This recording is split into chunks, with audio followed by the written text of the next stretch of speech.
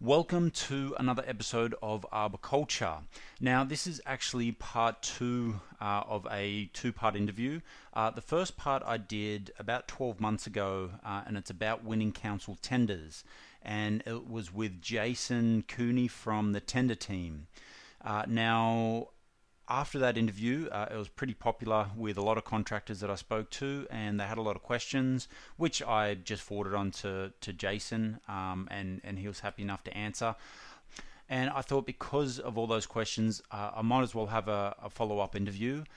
So this time round, we're going a little more in depth. I wanted to speak about teaming up with other companies to do bigger tenders. So if a tender is too big for you, maybe it includes power line work and you don't want to do that, but you know another company that can do it, or that there's other tenders that are broken up into sections, so you can just get one part of a tender, which might be cyclical pruning, or power line clearance, or instead of trying to take on the whole tender.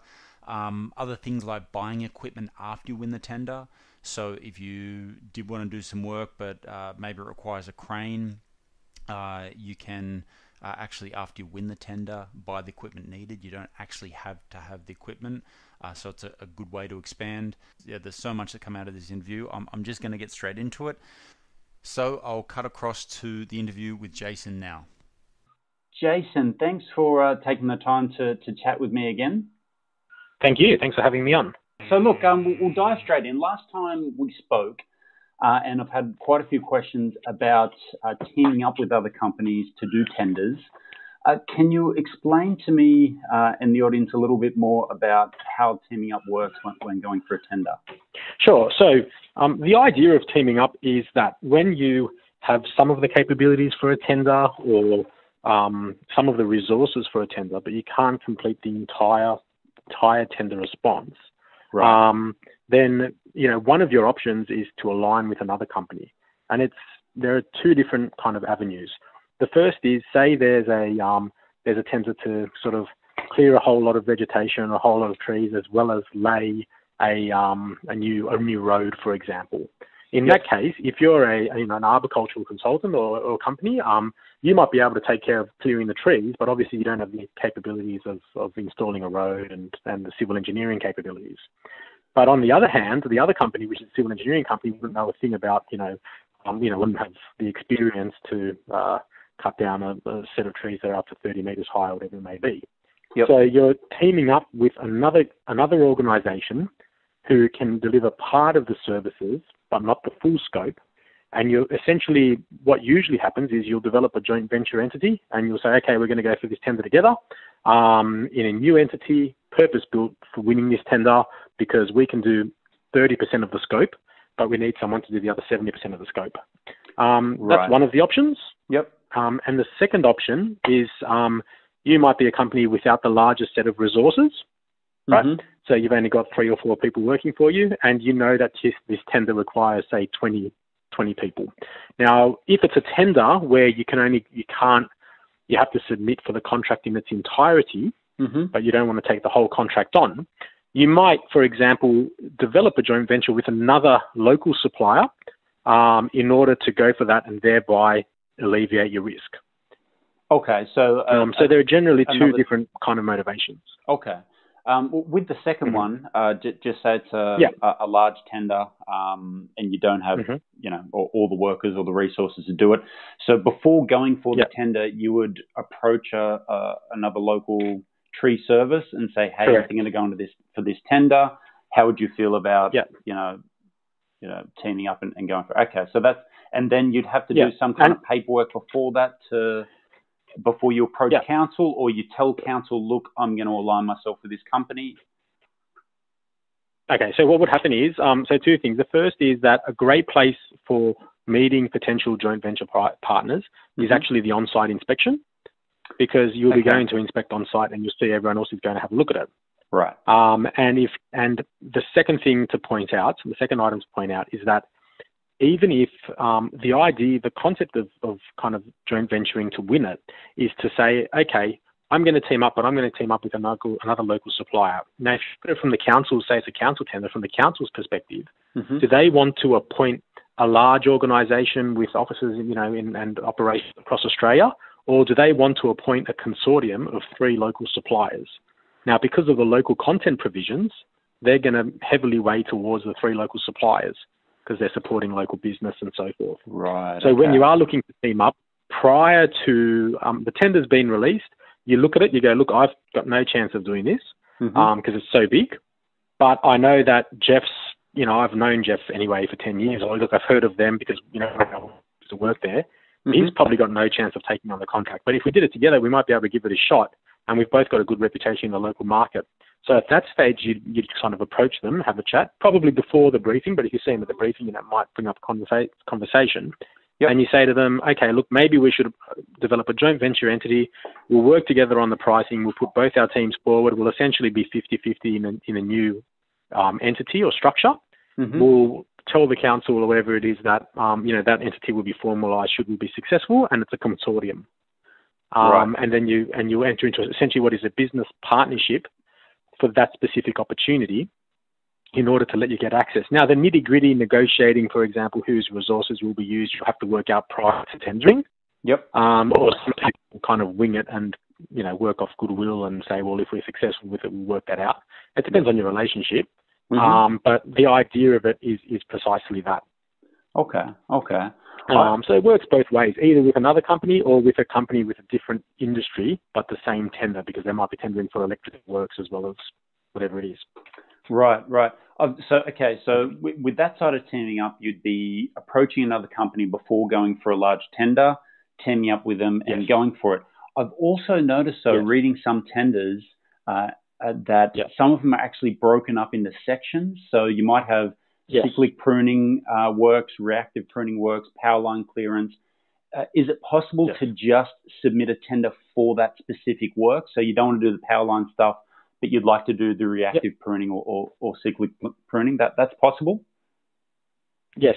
Generally speaking, that is possible. Right. And most of the time, for highly specialised work, for example, the power line pruning, they will stipulate in the tender documents that you can just go for one section only. So the first part will be yes or no. They'll stipulate in the tender documents that you can just go to one area or one section of the local services only. Right. And at the beginning of the tender, you'll tick, section A, pruning, part B, and so forth. Now so you can generally do that, and you need to check every document every tender on a tender by tender basis. So 2 things to be careful of. The first is for highly specialised work, it's generally always the case. Sometimes they prefer to look at it and say, okay, you can split it, but then when you ask for clarification, they come back and say, we're not really, we're happy for you to only go for one section if you really want to, but you get the gist and you can read between the lines that they only want one supplier. Right. So if that's the case, then you might just want to steer clear of not going for that tender. Like say, well, we're not going to waste our time bidding for it. But a lot of the time they will tell you, yep, it's definitely no problem. And for example, with the Brisbane City Council, I think it's a lawn maintenance tender, they actually split all the lawn maintenance up because it's such a large area. They split it up between, I think they've got 23 sections and they award it to 5 or 6 different companies. Oh, wow. Okay. So it's possible for a one-man show to take on 2 fields. Yep. Or, a father and a son team to take on 2 fields, and for a large organisation to take on 30 fields. They'll still split it up and there's your 2, there's your 30, there's your 5 fields that you're responsible for. Yep. And from the council's perspective, or from a government organisation perspective, it kind of gives them a backup in a sense, because they say, okay, well, we've got 3 suppliers and, we can use them at our discretion. So as long as you just need to check it on a tender by tender basis, but generally speaking, there is the option to select to go for one area only. Perfect. Okay. And what would be the best? Like, just say I'm out there. I've got a tree service. I'm sort of climbing myself. I've got a few guys working for me. I've got a basic equipment, truck, chipper, stump grinder. What would be the best? And I wanted to go for some tenders. What would be the best way to start? Do you think, to get my first tender? Would it be to try and find one that's sort of sectioned up already? Should I team up with a bigger company? Well, they'd probably want to do it themselves. How do you think? How would you approach it? I wouldn't team up. Definitely not. Okay. The only reason I would team up is if you wanted to get some organizational learning on the tender. So, just by virtue of the fact that you're teaming up, you're going to get a pretty good understanding of how your partner tenders. So maybe that's a benefit for the business in the long run from a learning perspective. I would say that the best thing to do is to obviously go on all the tender notification services, but tender for something that is in your local or your neighbouring area. Right. If it's at a local government, council level, and if it's at a state government level, it might be that the state government owns a property that's in your area. So tender for that, because the advantage is every local government wants to appoint, as a local company, they want to appoint a local company, that's been living in the area for 30 years, is based in the area, employs one apprentice from the area, and all the economic benefits are going to go into the area. So you're already at a head start for that sort of tender. Okay.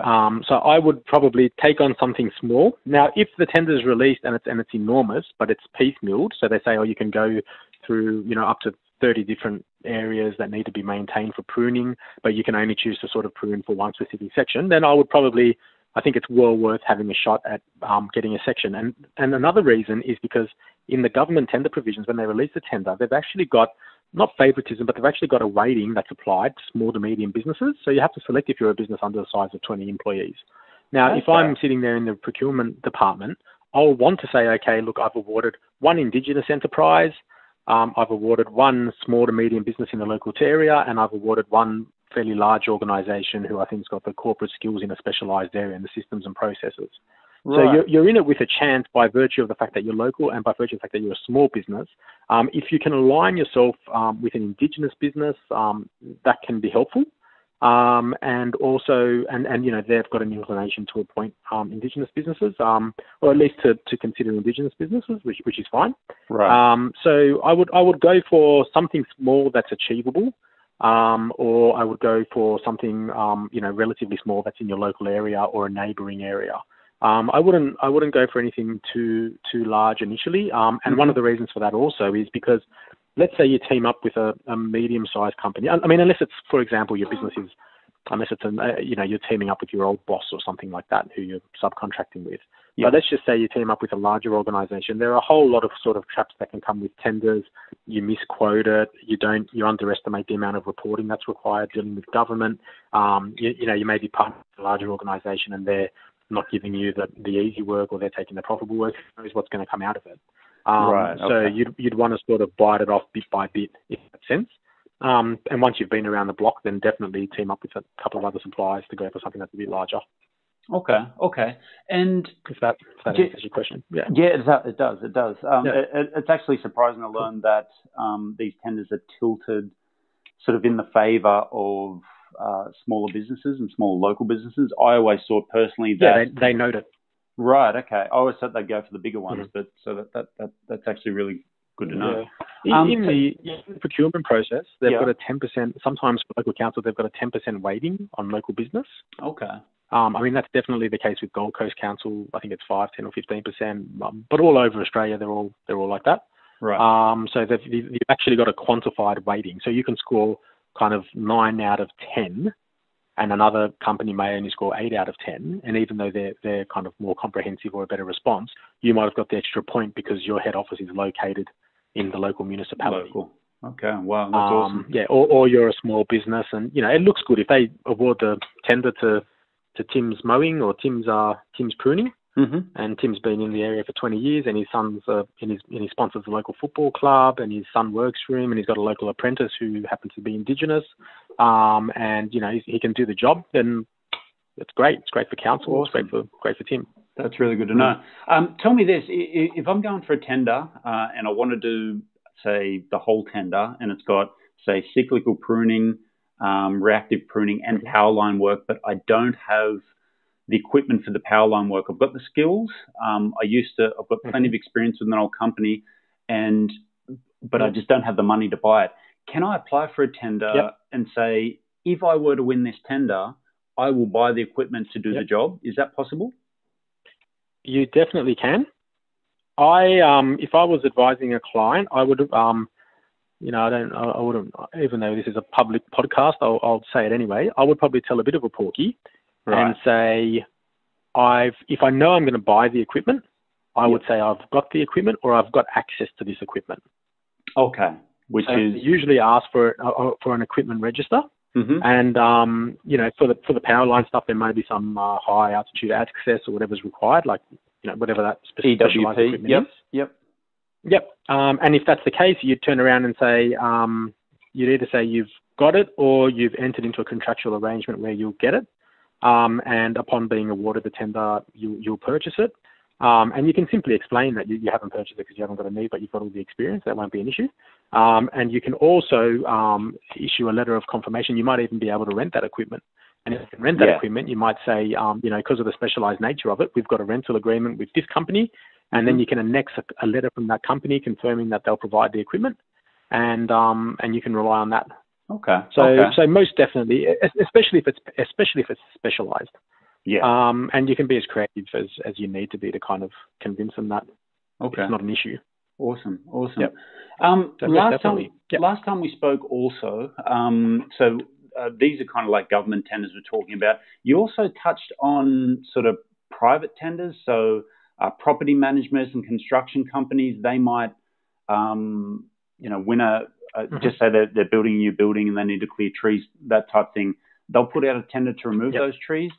Is that something that comes up a lot? Is there a lot more of them than there is the council ones? Or there are a lot more council tenders than there are private. Mm-hmm. The reason being is because private tenders generally happen off kind of contacts and referrals. However, with some of the larger tree removal contracts that are coming through, especially if it's a tier 1 project, they will go out to tender just like a council goes out to tender. Right. So there are opportunities in the upper tier. And the reason for that is because they've got a requirement that their subcontractors need to have the same work health and safety and other quality management systems as they do in order to succeed with the large tender, with tendering to government. Yep. So as a result of that, they now go through formal procurement processes.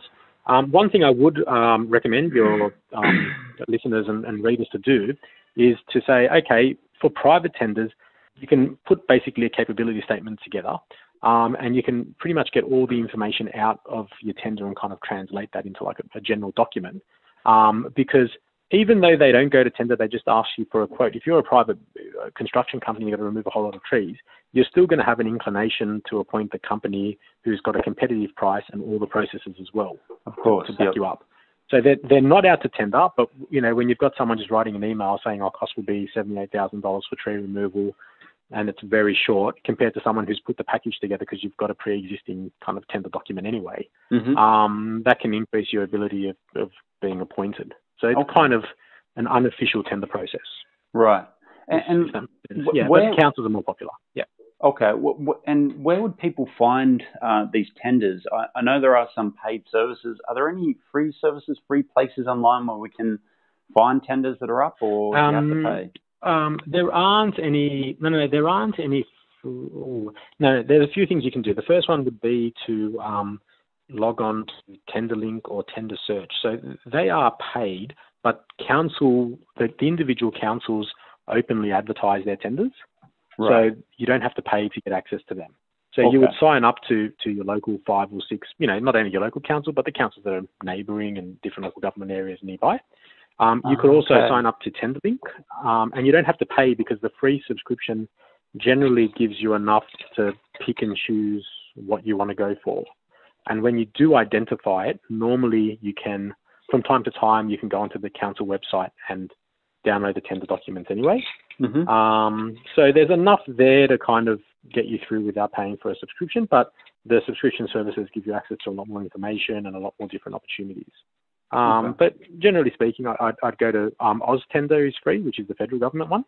Yep. And then there's the local council, so you can go to your individual local council. You can sign up to TenderLink, and for example, in New South Wales, I think it's etenders.newsouthwales.gov.au. So if you if your people Google wherever they may be in the US or Australia, if they Google their local area and then tenders, usually the government website that searches for them is in the top, say, 3 or 4. Queensland Tenders is another one, .gov.au. Okay. And they then you can insert your search.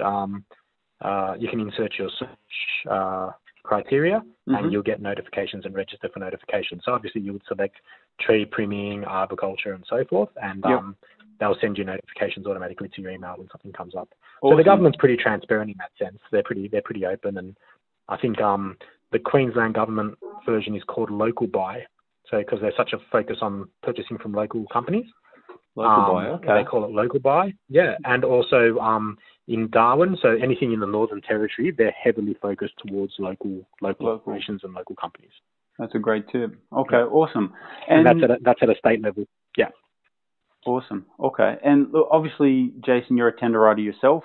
You do a lot of tender writing for tree services. What's a cost if someone was going to get a professional tender written by yourself?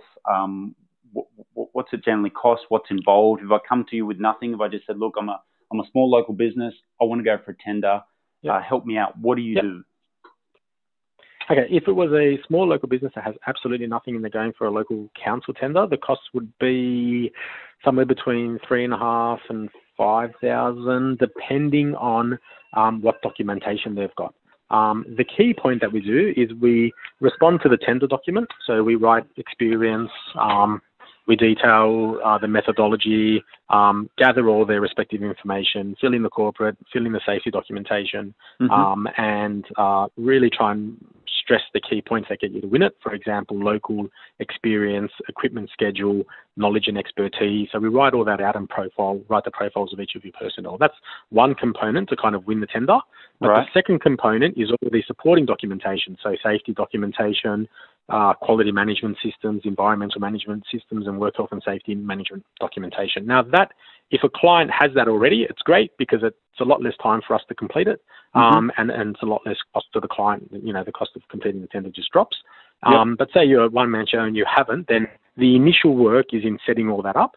And once you've got it all set up for the first tender, generally speaking, most of the government organisations have similar requests in terms of what they're asking, especially for the supporting documentation. You can kind of cut and paste it and use it, use the same supporting documentation for safety and all that sort of stuff for future tenders.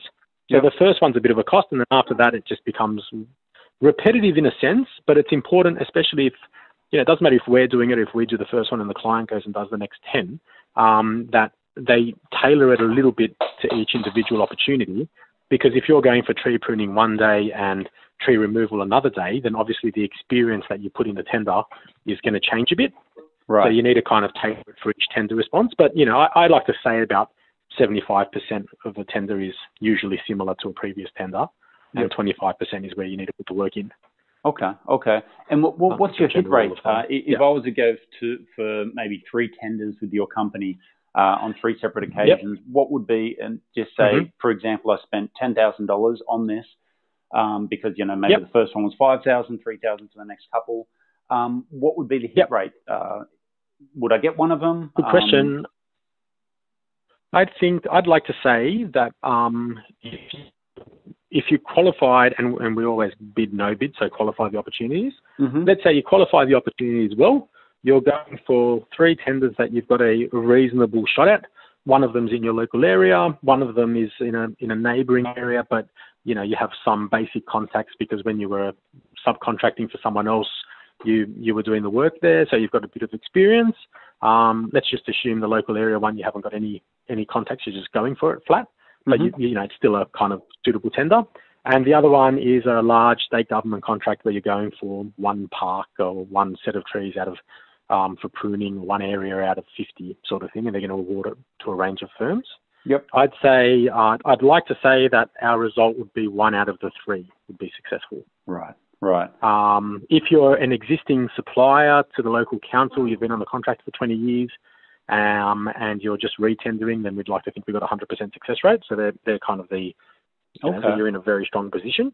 So we'd say you'd really be wanting to, I mean, subject to pricing, of course, you'd really be wanting to looking at least 2 out of 3, but you'd want to hit 3 out of 3. But let's just say you're out of nowhere. It's not like, you know, I think 33% would be a third, you know, 1 out of the 3 would be a reasonable kind of target that you'd want to set, and that we'd kind of hold ourselves like we'd want to at least be hitting. You're definitely not going to get the 3 from 3. That I wouldn't imagine so.